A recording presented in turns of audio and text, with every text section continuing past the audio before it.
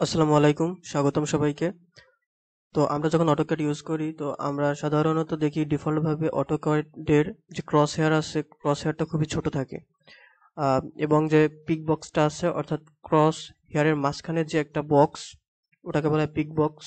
তো পিক বক্সটাও ছোট থাকে। তো এক্ষেত্রে আমাদের অনেক সময় কাজের ক্ষেত্রে সমস্যা হয়, লাইক সিলেকশনে সমস্যা হয় বা আমাদের ক্রস হেয়ারটা মানে মিশে যায় আর কি। তো অনেকেই চাই আমরা যে ক্রস হেয়ারটার কালার পরিবর্তন করতে অথবা ক্রস হেয়ারটা সাইজে বড় করতে এবং পিক বক্সটাকেও বড় করতে। তো এছাড়াও আমরা চাইলে যে আমাদের ব্যাকগ্রাউন্ড ও নিজের ইচ্ছা মতো যে কোনো ভাবে কালার পরিবর্তন করতে পারি। তো আমরা আজকে সেটাই শিখবো। তো এজন্য সিম্পলি আমাদের প্রথমে যেটা করতে হবে, আমাদের অপশনে চলে যেতে হবে। সেজন্য আমরা নর্মালি টাইপ করতে পারি অপশন অথবা আমরা লিখবো ওপি এন্টার। তো ওপি এন্টার দিলে আমাদের এখানে যে কোনো একটা উইন্ডো চালু হবে। তো এখান থেকে আমাদের প্রথমেই আমরা যদি ক্রস হেয়ারের সাইজ বড় করতে চাই তাহলে আমাদের এই যে ডিসপ্লে এখানে আসতে হবে, অর্থাৎ ফাইলস তারপরে ডিসপ্লে। তো ডিসপ্লেতে আসার পর এখান থেকে আমরা যে ক্রস হেয়ার সাইজ, এখানে দেখা যাচ্ছে ক্রস হেয়ার সাইজ। তো এটা থেকে আমরা ক্রস হেয়ারের সাইজটাকে পরিবর্তন করতে পারবো। তো আমি আমার পছন্দ মতো একটা সাইজ নিয়ে নিলাম, আপনারা আপনাদের পছন্দ মতো সাইজ নিয়ে পরবর্তীতে চেক করে আবার পরিবর্তন করতে পারবেন। তো আমি সিম্পলি ক্রস হেয়ারের সাইজ নিলাম 18। তারপরে পিক বক্সের সাইজকে পরিবর্তন করার জন্য আমাদের চলে যেতে হবে এই যে এখানে সিলেকশন আছে, সিলেকশনে। তো সিলেকশনে আসলে আমরা দেখতে পাবো যে এখানে পিক বক্স সাইজ এটা লেখা আছে।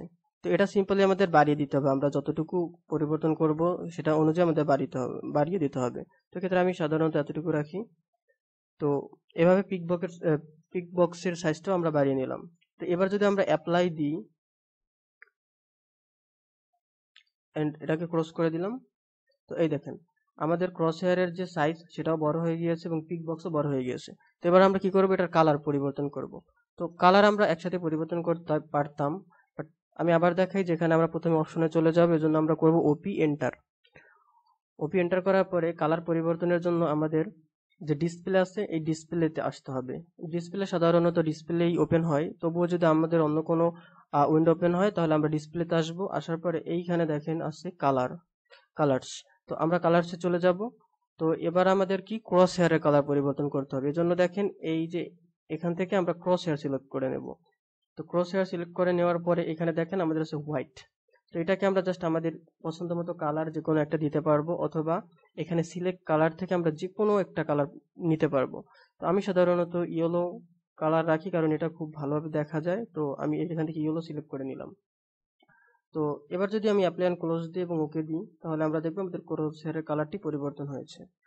তো এবার আমরা দেখবো কিভাবে আমরা এই অটোক্যাডের যে ব্যাকগ্রাউন্ড যেটার উপর আমরা কাজ করতেছি সেটা পরিবর্তন করতে পারবো। তো সেটা পরিবর্তন করার ক্ষেত্রেও আমাদের সিম্পলি সেম অপশনে যেতে হবে, এজন্য ওপি এন্টার। তো ওপি এন্টার দেওয়ার পরে আমাদের কাছে আবারও চলে আসলো। তো এবার আমরা ডিসপ্লে থেকে অনুরূপভাবে আমাদের এই কালার্সে চলে যেতে হবে, কালার্স। তারপরে কালার্সে আসার পরে তো আমাদের এবার ব্যাকগ্রাউন্ড পরিবর্তন করবে, এজন্য এখানে অলরেডি সিলেক্টে আছে ইউনিফর্ম ব্যাকগ্রাউন্ড। তো এটা যে কালার, এটা হচ্ছে ডিফল্ট কালার 33, 40, 48। এটা ডিফল্ট কালার অটোক্যাডের। তো এখান থেকে আমাদের পছন্দ মতো আমরা যে কোনো একটা কালার নিতে পারবো, অথবা আমরা এই যে সিলেক্ট কালার থেকে আরো অনেক কালার এখানে পেয়ে যাব। তো আমি সিম্পলি ব্ল্যাক আমার পছন্দের কালার, সো আমি কি করব, এখান থেকে ব্ল্যাক সিলেক্ট করে নিব। তো এখানে আমাদের প্রিভিউটা দেখা যাবে যে কিরকম দেখাবে। সো এখন যদি আমরা অ্যাপ্লাই এন্ড ক্লোজ করি তাহলে আমাদের এই যে ব্যাকগ্রাউন্ডের কালার পরিবর্তন হয়ে গিয়েছে। তো এখন আমাদের উপরের যে আমরা যে কাজটা করতেছি সেটা ভালোভাবে দেখা যাচ্ছে এবং পিকবক্সটাও বড় হয়ে গিয়েছে ক্রস হেয়ারও। এজন্য আমাদের এই যে সিলেকশন বা যে কোনো কিছুতে আমরা খুব সহজেই কাজ করতে পারবো।